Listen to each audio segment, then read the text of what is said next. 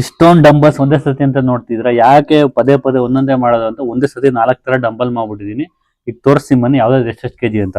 So ನೋಡಿ, ಇದು 10 kg ಅಂದ್ರೆ ಒಂದ್ ಸೈಡ್ 5 kg. ಸೊ ಇದು 12 kg ಡಂಬಲ್. ಸೊ ಇದು 20 kg ಡಂಬಲ್, ಒಂದ್ ಸೈಡ್ 10 kg ಇರುತ್ತೆ.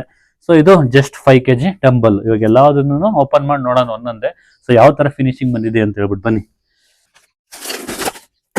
ನೋಡಿ, ಇದು 10 kg ನಾನು ರೆಡಿ ಮಾಡ್ಕೊಂಡು ಸುತ್ತ ಟೇಪ್ ಹಾಕೊಂಡಿದ್ದೆ.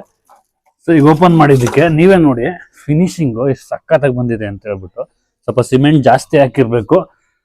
ಸೊ ಅವಾಗ 1.5 ಡೇ ಬಿಡಬೇಕು. ಸೊ ನೀವು ಪ್ಯಾಕ್ ಮಾಡಿದ್ದಾದ್ಮೇಲೆ ಅವಾಗ ಫಿನಿಶಿಂಗ್ ಸಖತ್ತಾಗಿ ಬಂದಿರ್ತೈತೆ. ಸೊ ಒಂದಾಯ್ತು. ಸೊ ಈಗ ಇನ್ನೊಂದು ಓಪನ್ ಮಾಡೋಣ. 12 kg ಡಂಬಲ್ಲು. ಇದು ಈ ತರ ಮಾಡಿದ್ದೆ ಪ್ಯಾಟ್ರನ್ನು.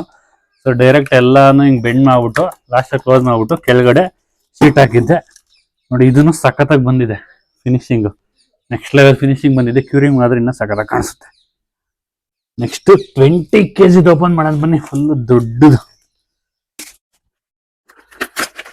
ಫಿನಿಶಿಂಗ್ ಚೆನ್ನಾಗಿ ಬಂದಿದೆ. ಈ ಸೈಡಲ್ಲಿ ಸ್ವಲ್ಪ ಈ ತರ ಆಗಿದೆ. ಇದಕ್ಕೆ ಸ್ವಲ್ಪ ಫಿನಿಶಿಂಗ್ ನಾವೇ ಕೊಟ್ಕೊಬೇಕು.